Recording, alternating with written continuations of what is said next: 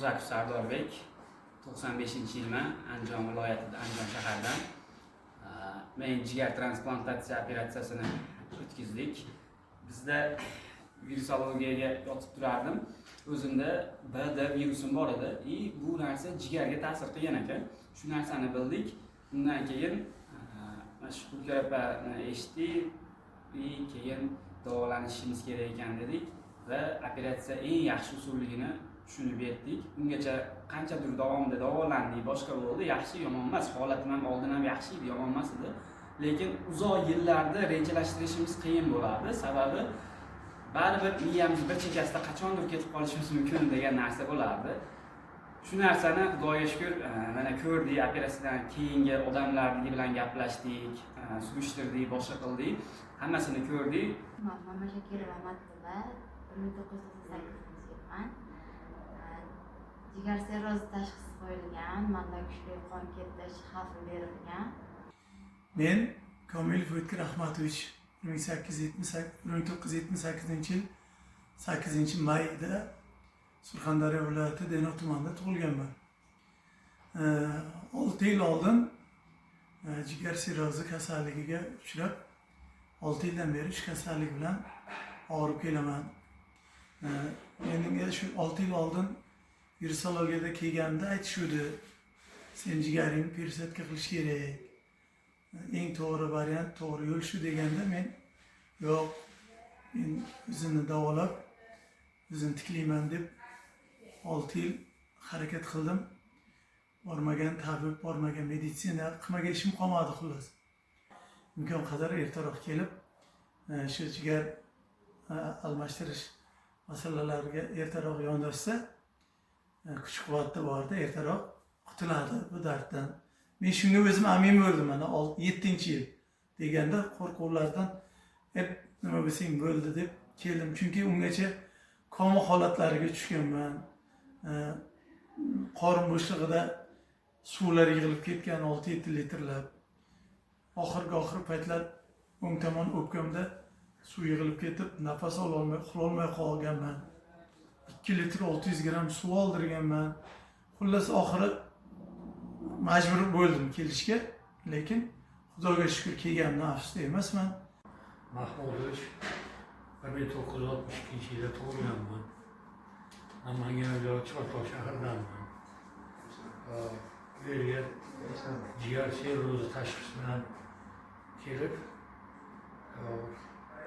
jigar persatkasini amaliyotga o'tkazdim.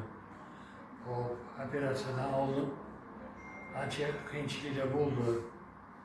Qornim shishib, nafas olishlarim qiyin edi. Ovqat yemasdim.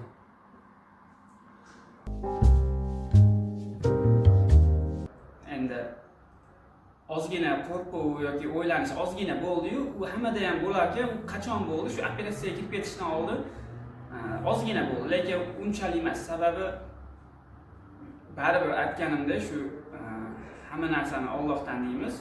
Biz bilmaymiz, ko'chada avariya bo'lib ham o'lib ketishimiz mumkin. Shuning uchun bu narsa bizdan emasligi uchun hamma narsani Allohga topshirdik. Sababini qildik. Ota-onam, mana Xukur opalar, hindistonlik doktorlar hamma sababini qiladi.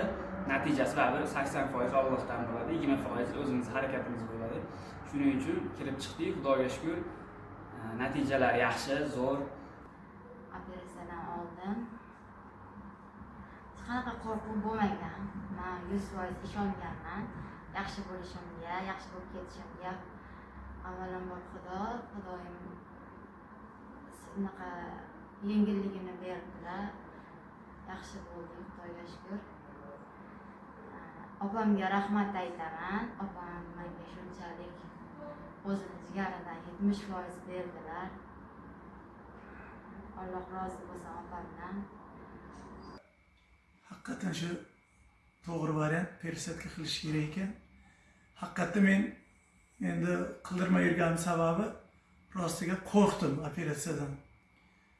Operatsiya bo'lsam, operatsiyadan keyingi holat nima bo'ladi? Shuna xayollarga ham borganman. Operatsiyadan qaytib chiqmasam-chi degan fikrlar ham bo'lgan.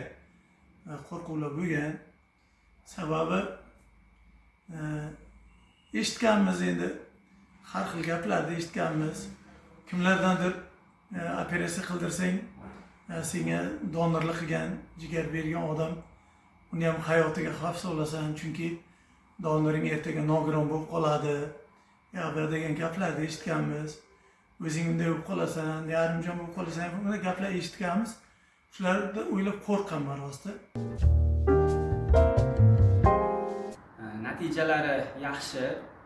Asosiysi bundan keyingi o'zini yashash tarzini sog'lom turmush tarziga almashtirsa bo'ldi ekan. Undan u yog'iga chiroyli yashab, hamma narsani, kasallikni, boshqa hamma narsani unutib, hayotga boshqatdan yana rangli qarashni boshladik. Uzoq yillarni rejalashtirishni boshladik. Xudoga shukr.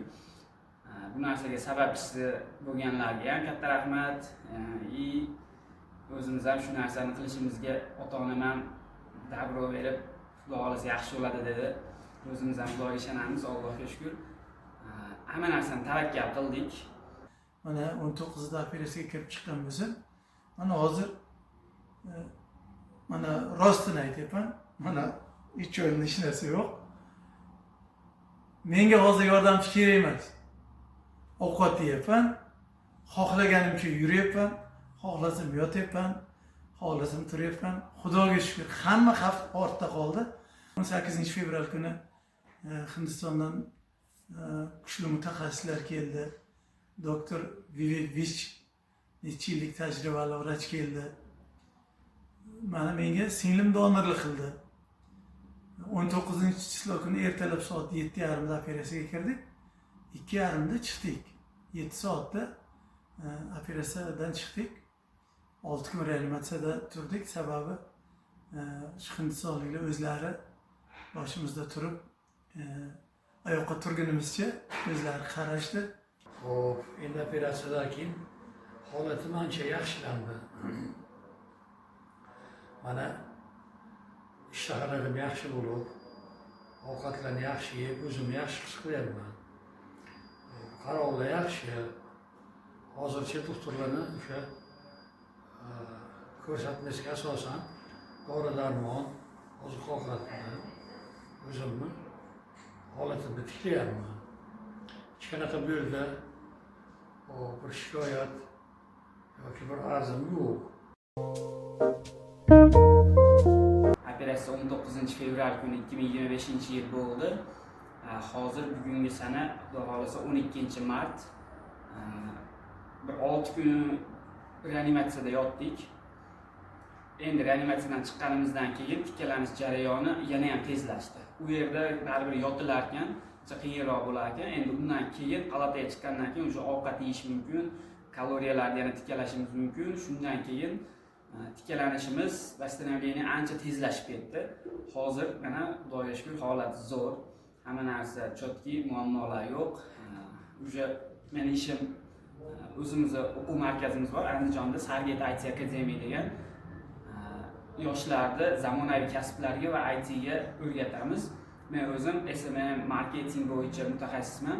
Shu bo'yicha dars ham o'taman. Hozirda mana Xudoga shukr qancha bo'ldi? 3 haftada o'sha men onlayn darslarimni ham, onlayn ishlarimni ham boshladim. Kompyuterlarimni olib kelganman, hamma narsam shu yerda. O'sha bankadan chiqmagan holatda ishlarimni boshladim.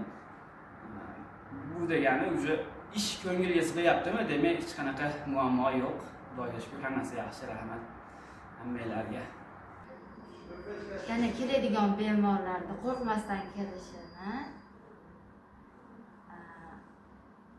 shu yerda bemalol qildirishlarni so'rayman.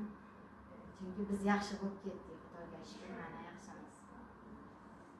Bu yerda mana shu Milliy tibbiyot markazida ishlovchi shifokorlar, mana Jahongir doktor, Ikrom doktor, yana hamma ismlarini hozir to'liq aytsam vaqt ko'p ketib qoladi. Bular hamkorlikda bizga qarashdi. Mana hozirgacha ham shular bizga qarashyapti. Bu jamoaga ham minnatdorchiligimni bildiraman. Shifokorlarga ming rahmat. Mana shu yerdagi jamiki holat kelganlar hammasi shu yerdagi bemorlarni sog'lig'i uchun kurashyapti ekan. Ularga Alloh kuch-quvvat bersin. Avvalo hammasi Allohdan. Bandasi hech qachon qo'ldan kelmaydigan narsani uzoqlamaydi, va'da qilmaydi.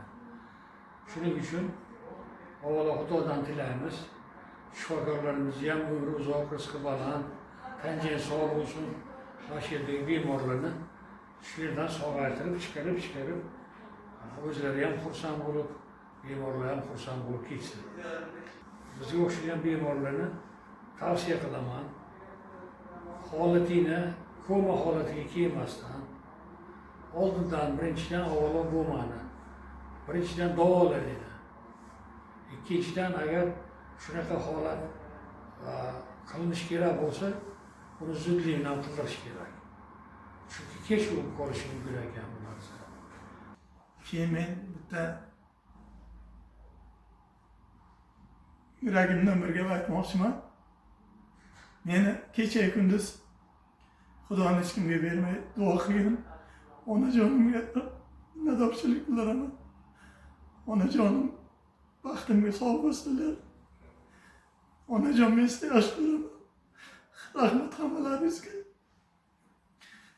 Qo'rqmanglar, hammasi yaxshi bo'ladi.